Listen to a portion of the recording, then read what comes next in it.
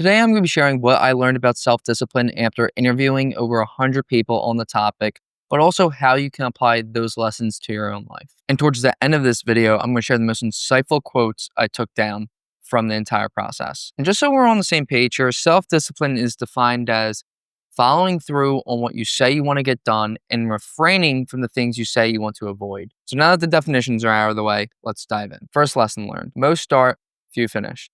Over the entire 30 days I was interviewing people, I kept hearing that starting really wasn't that terrible of a thing. Whether it was a weight loss journey, simply getting in the gym, meal prep, getting up at a certain time, starting wasn't the issue. The issue was continual effort. Weeks or months down the line, do I still want to do this? What's the point in this? That's where you would see progress and momentum start to taper off. However, the people who kept true to their goals had the similarity, which is they had a strong reason to. Not just like my boss is going to fire me, but intrinsic reason, something that was coming from themselves that they felt compelling. They also reminded themselves of their progress thus far. How we can apply this to our own lives is basically when we start a goal that's going to take months, perhaps even years, reminding ourselves of how far we came along the process through visual cues, marking an X in a calendar. Someone would do that for how many times they went to the gym in a month. Another example of this is progress photos. One of my favorite methods is getting a little jar, and every time I get a win, I put a coin in it. Basic positive reinforcement methods, but also a way to track your progress. So the first takeaway here is retaining that strong reason to justify your continual efforts, in addition to something visual that you can track to see your progress and momentum over time. A second thing I learned that was for over a third of people, pain served as a catalyst for change. Common examples of this would be a breakup, losing a job, looking in the mirror and not being happy, and even future pain, such as possibly being kicked out of school if they didn't do X or stop doing Y. And this isn't like a physical pain per se, but it's a painful thought or emotion to feel, like looking in the mirror and not being happy with what you see, or the thought of being kicked out of a school that you enjoy going to. And we shouldn't invite pain, but oftentimes it facilitates change, because before the event occurs, we may want to change, but we find ourselves complacent in the status quo.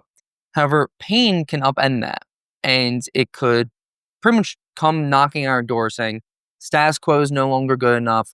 You need to change. Things need to change. The takeaway here, once more, isn't to invite pain, but to learn from it. What can we learn from a breakup, losing a job, not being happy with what we see in the mirror? What can we learn from that? And in addition to that, how can we be better from it? And it's really easy for me to say behind this camera right now, who's not facing that immediate, say, job loss or breakup. But reflecting on tumultuous periods in my life, there was always a lesson to be found in the pain. The third lesson learned here, which should not be a surprise or shocker for anyone here, is that procrastination and distractions were some of the biggest struggles for virtually everyone. This primarily came through the form of social media and scrolling.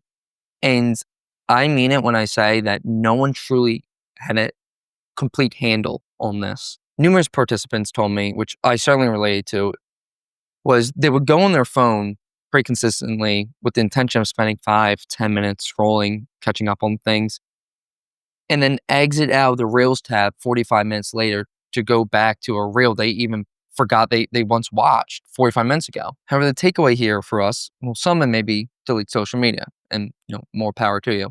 But for others, a more general lesson is simply by recognizing the situation and identifying cues that lead to the issue, we can plan and course correct for next time. And I give a personal example of this in myself. When I would get done a task, big or small, I would immediately look down at the desk for my phone and pick it up and start scrolling and just check up on things. By realizing, we waste 10 minutes doing that, and the issue was going on my phone scrolling. The cue was me finishing a task and having my phone on my desk. So what I did was put my phone out of the room. And what anyone can do is, put their phone in a bag somewhere that creates a layer of friction. And just by creating a layer of friction, the behavior of just scrolling on your phone and grabbing it becomes way less automatic. Now, those are the three biggest lessons I learned interviewing people on developing self-discipline. But I also want to share the most insightful quotes I heard as well. I'm just going to read from my computer. If I could control my thoughts, I would never have a bad one. I really like that. It's, super relatable. All great things are on the other side of hard work. That's like something Michael Jordan would say. Failure is the beginning of something. Kind of goes back to that second lesson. People don't appreciate how the day-to-day grind benefits the final outcome.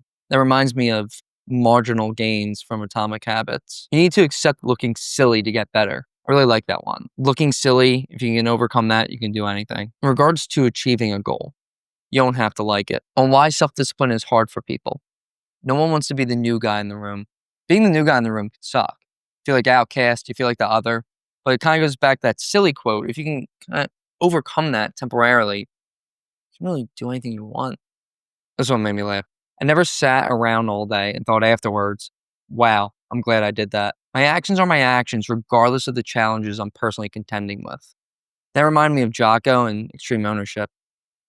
Convincing someone to change who doesn't want to change is nearly impossible. I find that to be a truth that we oftentimes accept but ignore simultaneously. I really like this one. If you wear the mask long enough, it becomes your face. If you indulge in habits, whether good or bad, eventually they just become part of who you are. You're not going to be great if you constantly pursue happiness. I feel like that's a cold shower for a lot of people. I saved my favorite one for last.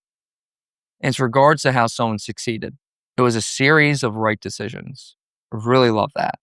Because rarely in the moment does it feel like this is the be-all, end-all, be-all. But oftentimes, getting up early, getting to that workout, putting the phone down, whatever it is, starting the project, it is part of that sequence of right decisions that ladders up to achieving that high-level goal that we all want. If you enjoyed this video, feel free to subscribe. My name's Dan. I'm a coach who helps people develop self-discipline and build confidence. Until next time.